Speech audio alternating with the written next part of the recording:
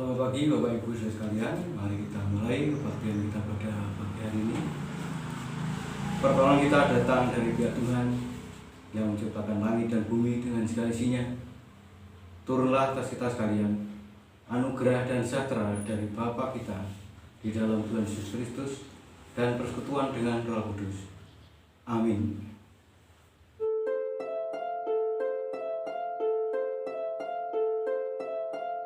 Hormat bagi Allah Bapa, hormat bagi anaknya, hormat bagi Roh penghibur, ketiganya yang esa.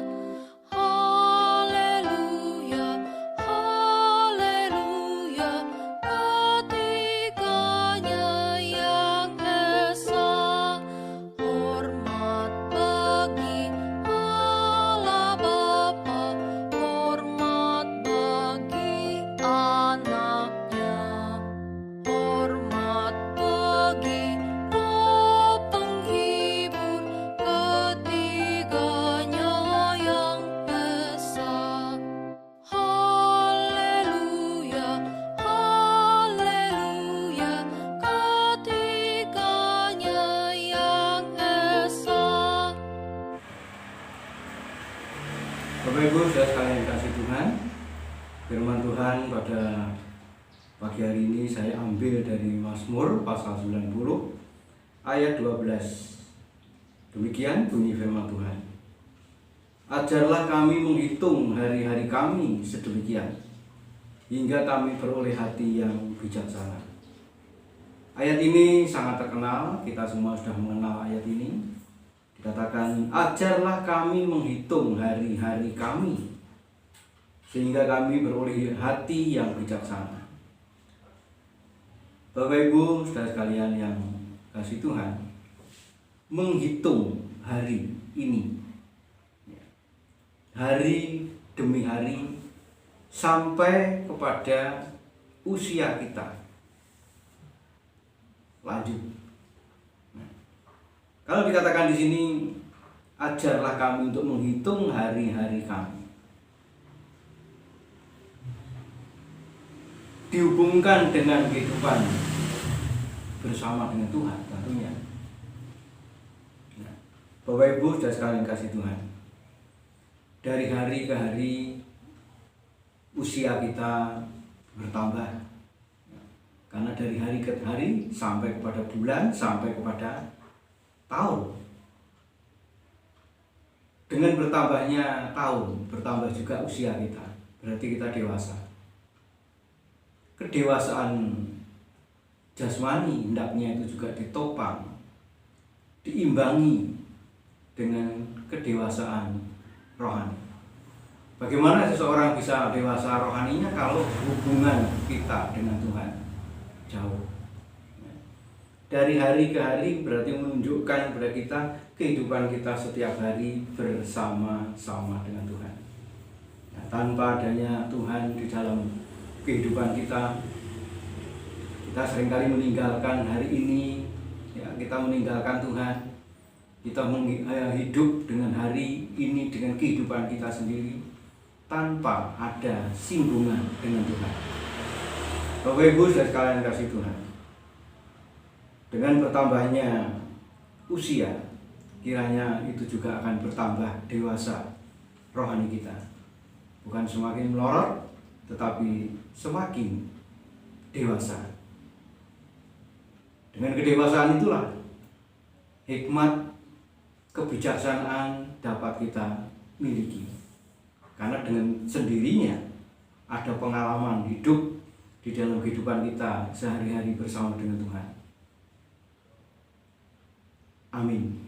Mari kita berdoa. Terima kasih Bapa, kami ucapkan syukur kepadamu. Sampai saat ini Engkau tetap setia menyertai kami. Beri kami Tuhan untuk dapat menghitung hari-hari kami, sehingga kami beroleh hati yang bijaksana, dapat menggunakan kehidupan kami bersama dengan Tuhan. Terima kasih Bapa. Terpujilah Engkau kekal selama-lamanya. Dalam nama Tuhan Yesus kami berdoa. Amin. Tuhan memberkati.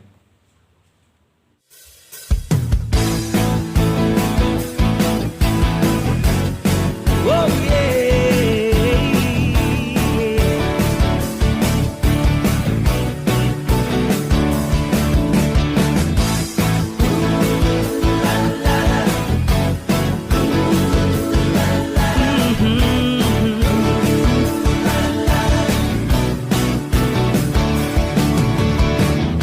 Ketika Tuhan memulihkan keadaan Sion, keadaan kita seperti orang yang bermimpi. Dan waktu itu mulut kita penuh dengan tawa, lidah kita dengan sorak-sorai yang menabur dengan mencucurkan air mata, pasti akan menuai dengan sorak-sorai yang berjalan menangis sambil menabur benih, pasti pulang membawa berkas-berkasnya.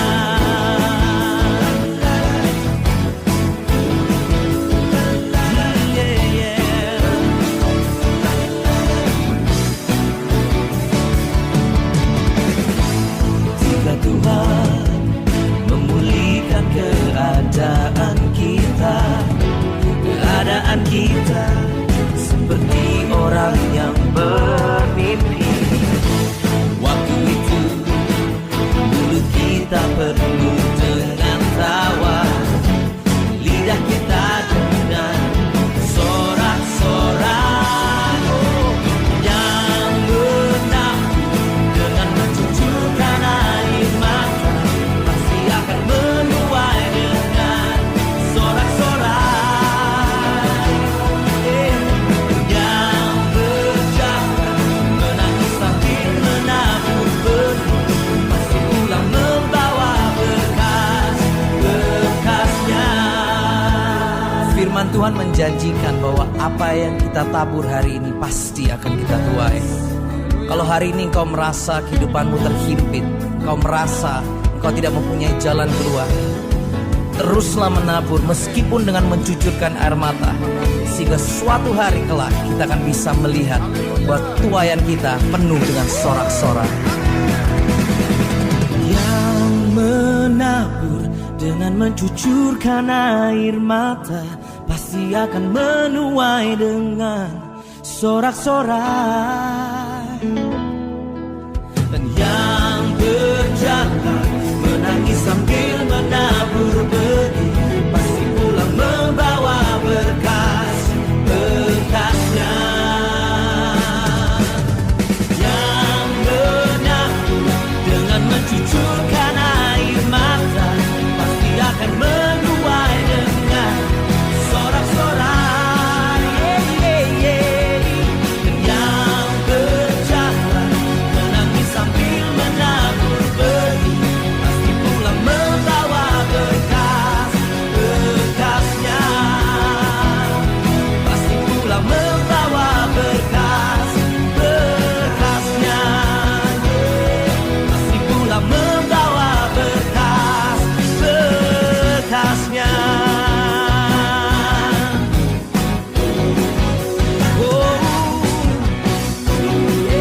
Tuhan, terima kasih untuk pagi hari ini kami boleh beribadah kepadamu. Tuhan, pada pagi hari ini kami mau berdoa buat Bapak Presiden dan seluruh jajarannya untuk selalu diberi kesehatan dan hikmat agar dapat memimpin negara Indonesia ini dalam menghadapi pandemi corona. Semoga pandemi corona ini segera berakhir dari muka bumi ini. Dan kami juga mau berdoa buat Bapak Ibu didik yang dalam masa pelayanan. Berilah kesehatan buat Bapak dan Ibu didik ini. Dan tak lupa juga kami mau berdoa buat semua jemaat GKI Cangkiran dimanapun mereka berada. Berilah kesehatan dan cukupkanlah kebutuhan yang butuhkan buat mereka. Dan juga kami mau berdoa buat adik-adik semua yang masih dalam masa pendidikan. Biarlah adik-adik ini tetap semangat untuk belajar, walaupun belajarnya masih di rumah. Dan tak lupa juga kami berdoa buat semua nakes yang ada di Indonesia. Berilah kesehatan buat para nakes untuk dapat bekerja semaksimal mungkin di dalam menghadapi corona ini. Terima kasih Tuhan Yesus. Hanya di dalam nama Tuhan Yesus kami sudah berdoa. Haleluya, amin.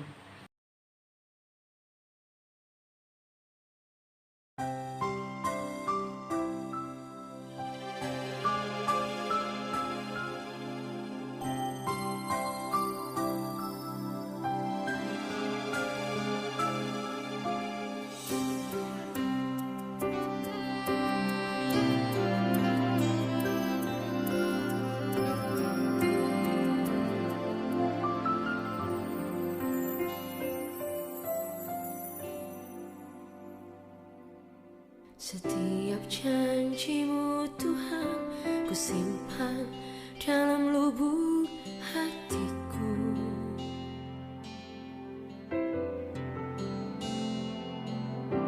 Lewati setiap masa, setetes air mata dalam hidupku. Janji-Mu menopang hidupku, kasih-Mu menuntun langkahku dalam setiap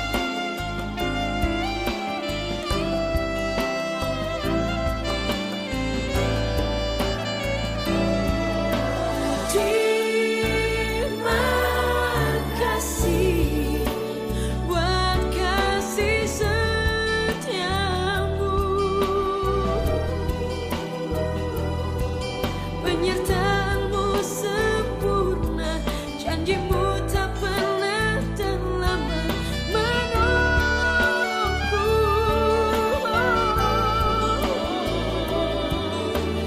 Terima kasih, ku berterima kasih buat kasih setiamu, buat kasih setiamu, buat kasih setiamu di dalam hidupku.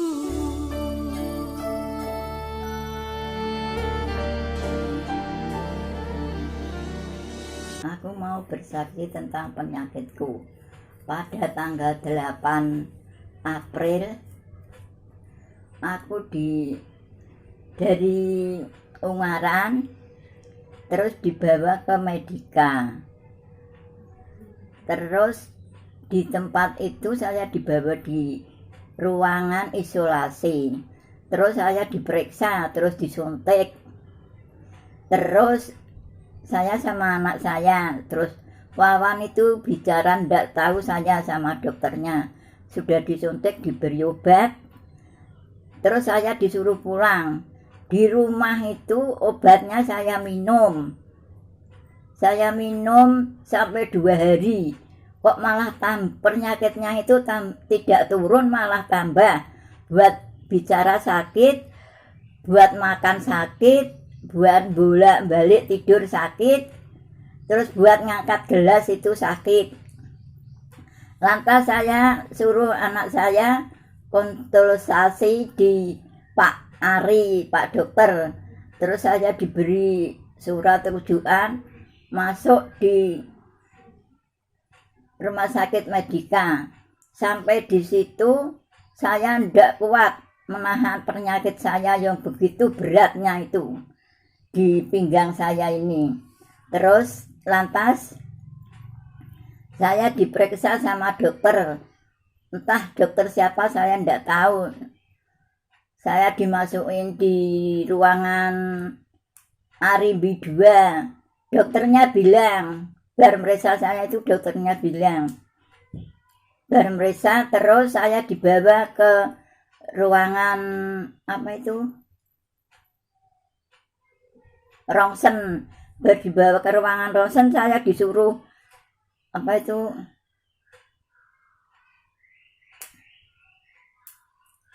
disuruh waslat apa itu saya nggak tahu. Irung saya diberi kawat sama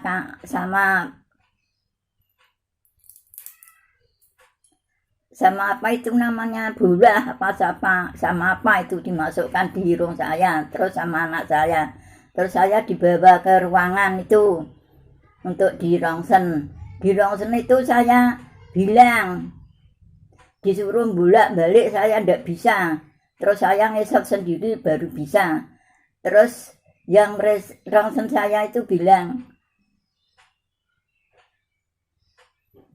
saya disuruh balik, tapi saya lihat itu kok ada laptop di belakang saya. Saya bilang, Mas, itu kok ada laptopnya seperti yang dikerjain bos saya, nyuk-nyukan gitu. Aku nggak tahu apa artinya. Terus saya disuruh pergi sama momongan saya. Terus bos saya itu nyuk-nyukan gitu. Terus lantas itu saya disuruh bolak-balik lagi. Saya nggak kuat merasakannya penyakit saya itu. Terus saya lihat ke atas, loh Mas, itu blaterene kok di gede ke teman, mbak ditilik ke, aku ndak kuat mataku tuh. Terus saya disuruh merem. Disuruh merem itu saya ndak ingat lagi. Terus dibawa ke ruangan lagi, ke ruangan Arimbi. Terus dokternya bilang, Mbah, ini penyakitnya itu lebih parah, Mbah, lebih sakit dari penyakit lainnya. Soalnya retak, terus kemasukan saraf, itu paling sakit, Mbah. Nah, saya bilang sama dokternya saja bilang, penyakit saya lebih parah, lebih sakit, apalagi saya yang merasakan gitu. Dokternya, Mbah yang sabar ya Mbah gitu. Terus habis itu saya dibawa ke ruangan lagi, terus saya disuruh tiduran. Oh, enggak kuat rasanya. Terus pada hari Minggu saya Rina sama Ayub itu nemani saya di rumah sakit. Terus saya suruh Rin pulang saya ning gereja. Nanti bilang Bapak Didi suruh minta doakan. Tapi jangan minta didoakan. Nanti Bapak Didi enggak bilang, apa mbahmu ora iso doa dhewe Rin.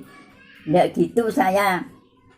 Terus saya minta bantuan doa sama Pak Didi. Terus Rina pulang. Terus hari sorenya Rina ke Medika lagi.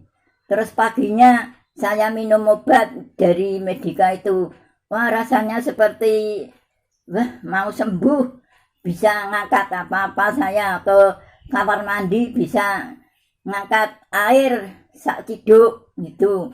Terus bisa jalan sendiri walaupun saya impulsnya itu darahnya sampai mau ke atas. Terus saya tiduran. Terus hari Minggu, hari Senin itu saya disuruh minum obat. Terus katanya perawatnya bisa pulang. Tapi sampai sore dokternya tidak boleh pulang. Sampai hari Selasa baru pulang. Terus dari rumah saya ya merasakan sudah sepertinya sembuh gitu. Terus saya di rumah beberapa hari. Lantas saya disuruh ke Ngabean, saya sama anak saya Ayub sama Rina. Di Ngabean saya disuruh anak saya Tri Rahayu nengok saya. Terus Mbah tak pijetke wae ning nggone Mbah Lemah Mendak, saya lupa namanya. Terus saya manut dipijet itu, saya pulang muntah-muntah, tiap dipijet muntah. Terus mbahnya bilang, wis rasa muntah, kowe iki tak pijet iki awakmu kaya watune iki ora watu tapi watune watu obat. Sing melu aku kuwi wong telu, wong tua-tua, iki kowe kudu nggugu aku. Begitu mbahnya itu bilang. Wah, saya dari Mah Mendak itu muntah-muntah terus. Pagi muntah, malam muntah. Terus saya berdoa sama Tuhan Yesus. Terus baca Alkitab di ruangan. Wah, terus sampai sakit sekali pulung hati saya ini sama kempengan saya ini tambah parah, tambah sakit, buat apa-apa tidak bisa. Sampai 2 kali, 3 kali. Terus lantas itu bayarnya berapa? 70 itu yang 50 saya kasihkan, yang 20 saya ambil. Terus saya kasihkan cucu saya, Sarah. Lantas kembali lagi ke si Mbah Dukun itu. Terus Mbah Dukunnya bilang, iki kowe nek ra nggugu aku mbuh. Menurut saya bilang gini, Mbah nek diombeni obat perma pripun Mbah, ngoten. Terus mbahnya, jangan aja dikai obat, mengko ndak perang mbek aku. Kowe nggugu aku ora? Obat ki engko akhire perang ambek aku. Terus saya pikir, terus saya udah bar itu saya pulang. Terus pulang itu muntah-muntah lagi. Terus pada hari Rebu Pahing katanya. Ingat saya Rebu Pahing, saya baca Alkitab terus berdoa. Saya berdoa begini, Tuhan Yesus, ambillah nyawaku sekarang juga. Aku sudah terima. Aku serahkan dalam tangan kuat kuasamu Tuhan Yesus. Ambillah nyawaku sekarang juga. Tinimbang aku dikasih penyakit seperti ini, Pak, ambillah nyawaku sekarang juga. Walaupun keinginanku belum kau penuhi, belum tercapai. Hanya sekian Tuhan Yesus. Amin. Akhirnya saya sembuh, disembuhkan sama Tuhan Yesus. Kita tutup kebaktian kita pagi hari ini. Biarlah damai sejahtera dari Bapa kita di dalam Tuhan Yesus Kristus dan persekutuan dengan Roh Kudus menyertai kita hari ini sampai Tuhan datang. Amin.